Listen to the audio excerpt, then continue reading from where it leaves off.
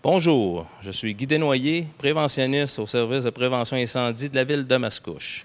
Aujourd'hui, à cette capsule Info-Sécurité, nous parlons des détecteurs de monoxyde de carbone. Il faut en installer, selon ce que vous avez à la maison, un garage, des appareils de chauffage ou appareils ménagers fonctionnant au combustible, c'est-à-dire le bois, l'huile ou le gaz, etc. Donc, ça va vous permettre de détecter toute fuite ou toute mauvaise combustion due à un appareil défectueux ou si celui-ci est dans un endroit mal ventilé.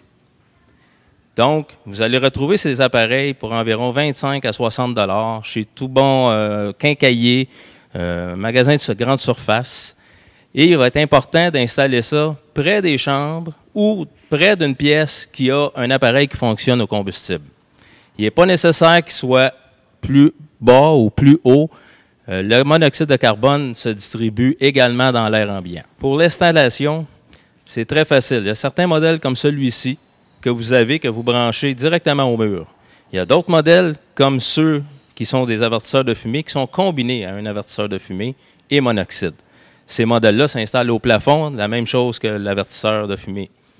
Par contre, vous devez en installer près des chambres ou près des pièces où il peut y avoir de la combustion comme un foyer ou une plaque de cuisson au gaz.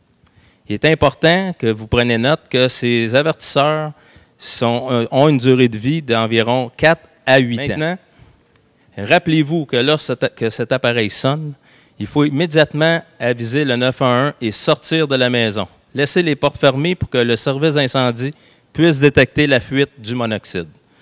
Merci beaucoup, à bientôt.